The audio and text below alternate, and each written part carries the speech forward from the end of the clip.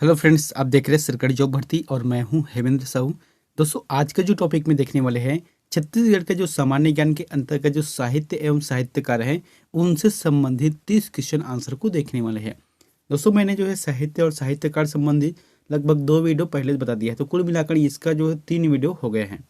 यहाँ पर मैं जो सीजीपीसी पढ़ा रहा हूँ उसका जो है कंटिन्यू जो सीरीज चल रहा है, इसका वीडियो नंबर 43वां है। तो दोस्तों, अगर आप चैनल पर नए हो तो चैनल को जरूर सब्सक्राइब कर दीजिएगा, साथ ही साथ बेल आइकन को जरूर दबा देना।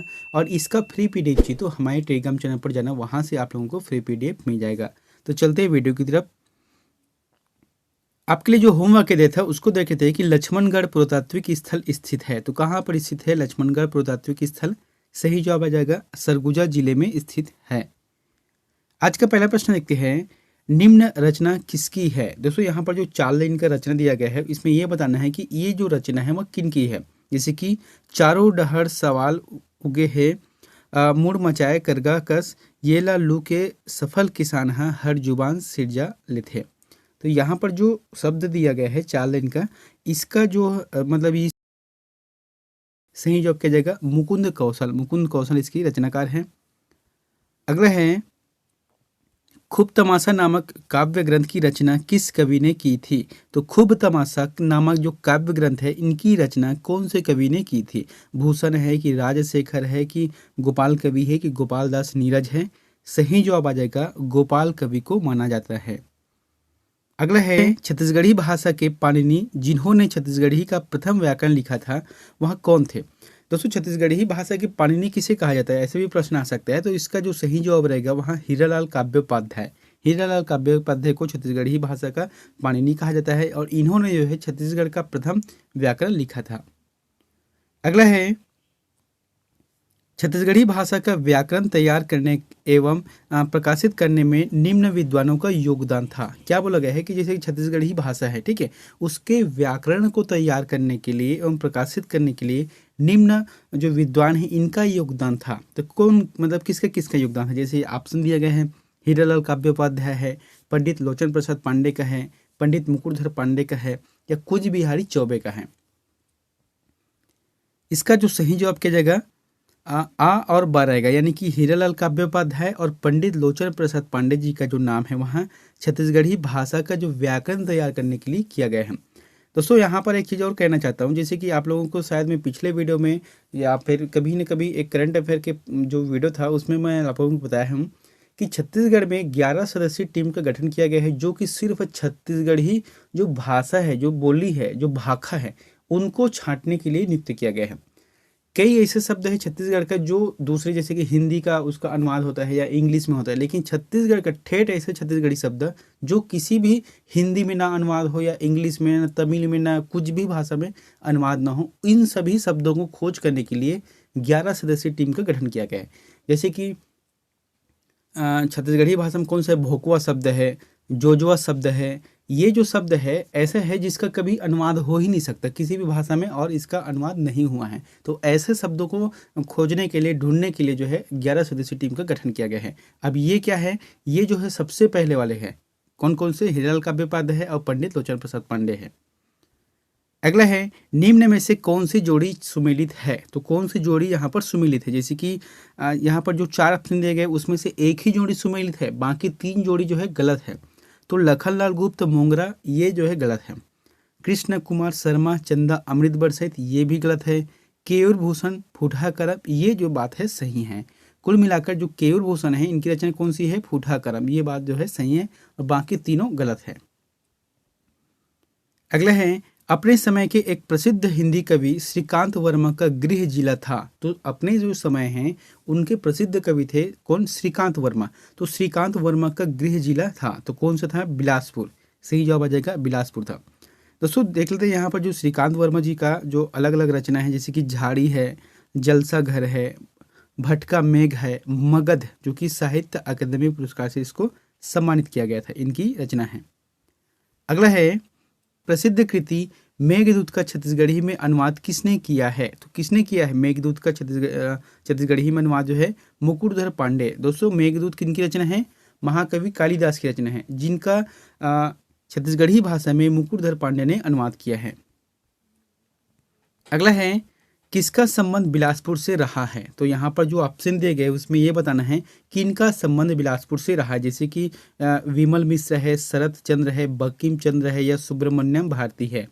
सही जवाब आ जाएगा विमल मिश्र, जो कि बिलासपुर जिले से यहाँ संबंधित है और इनकी एक महत्वपूर्ण कृति है, क्या नाम है?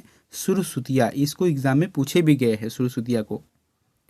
अगला है बहुचर्चित उपन्यास नौकर की कमीज के उपन्यासकार है। तो बहुचर्चित जो उपन्यास है नौकर की कमीज, तो इसके उपन्यासकार कौन है? सही जवाब आ जाएगा विनोद कुमार शुक्ल। विनोद कुमार शुक्ल रहेगा। अगला है हॉलैंड की स्वतंत्रता का इतिहास बिलासपुर के इस स्वतंत्रता संग्राम सेनानी ने लिखा है। तो बिलासपुर के किस स्वतंत्रता संग्राम सेनानी ने हॉलैंड के जो स्वतंत्रता का इतिहास लिखा है? सही जवाब क्या जाएगा? बैरिस्टर छेदीलाल। बैरिस्टर छेदीलाल इसका सही जवाब रहेगा। दोस्तों यह प्रश्न काफ़ी इंपॉर्टेंट है। अगर आप किसी भी एग्जाम की तैयारी कर रहे हो, ऐसा नहीं कि सिर्फ CGPSC के लिए है। इसके बाद जैसे कि अभी 29 जनवरी को सब इंस्पेक्टर को होने वाला है, उसके बाद टीचर भर्ती आएगा, उसके बाद ADO का है, RI का है, हॉस्टल वार्डन का है, बहुत सारे ऐसे पोस्ट है जो आने वाला है। तो इन सभी में काम आएगा, इसलिए आप जो है इसको शुरू से अंतिम तक जरूर देखना मेरे वीडियो को, वो सब में काम आएगा। यहाँ पर 11 प्रश्न है। पंडित मुकुरधर पांडे कृत कौन सी कविता छायावादी काव्यधारा की प्रथम कविता मानी जाती है? तो छायावादी कविता जो काव्यधारा की प्रथम कविता मानी जाती है वह कौन सी है?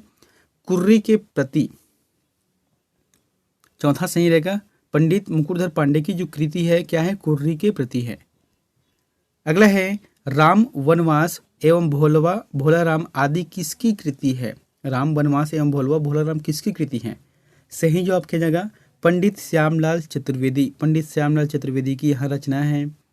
अगला है किसे छत्तीसगढ़ के विद्यासागर की संज्ञा दी जाती है? तो किसे दी जाती है छत्तीसगढ़ की विद्यासागर की संज्ञा?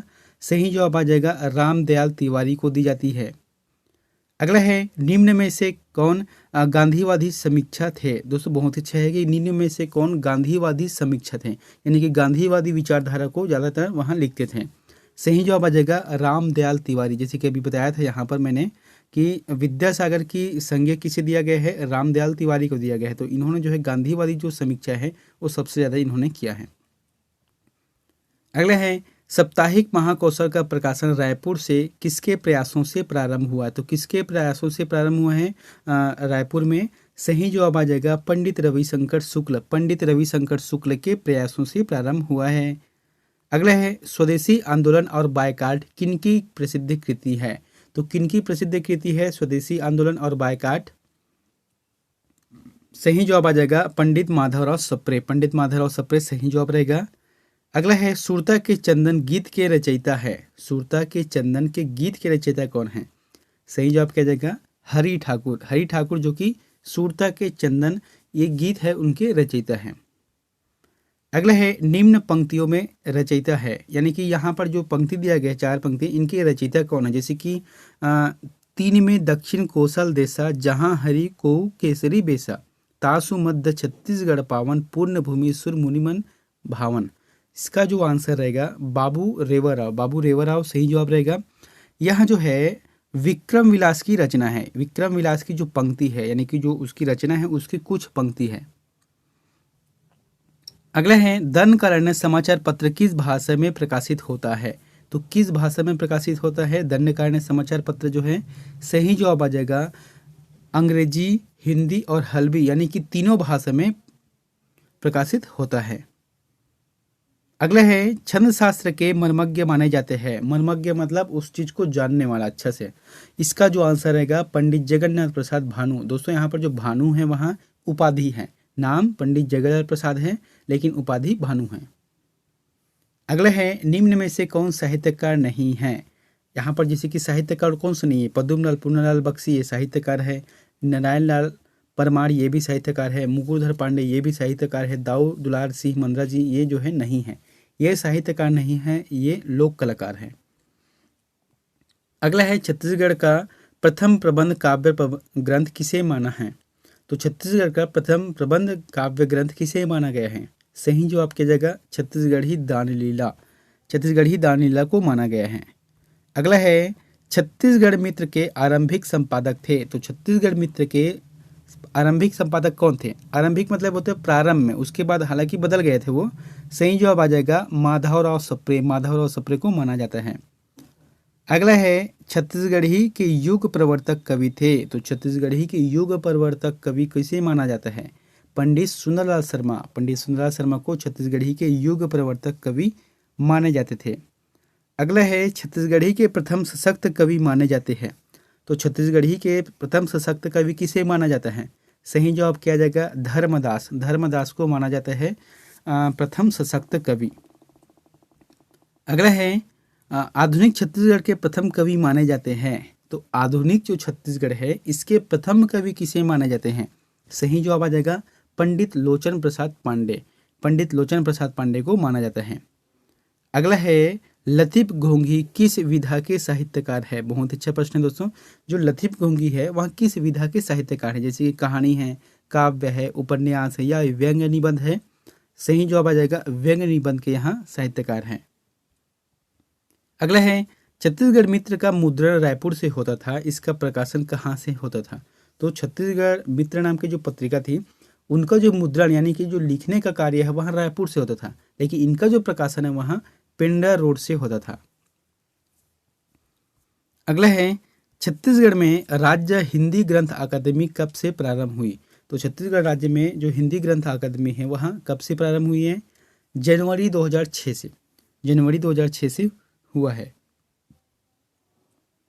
अगला है स्वामी समर्थ रामदास रचित दास बोध का मराठी से हिंदी अनुवाद किसने किया था? क्या बोला गया है? जैसे कि स्वामी समर्थ रामदास है, ठीक है, इन्होंने जो है रचित दास बोध का जो मराठी से, क्योंकि ये मराठी है तो इन्होंने जो है मराठी से हिंदी में अनुवाद किया था वह कौन है? जैसे कि हरि ठाकुर है, कि वामन राव लाखे है, कि चंदूलाल चंद्राकर है या माधवराव सप्रे है? सही जवाब क्या जाएगा माधवराव सप्रे सही रहेगा।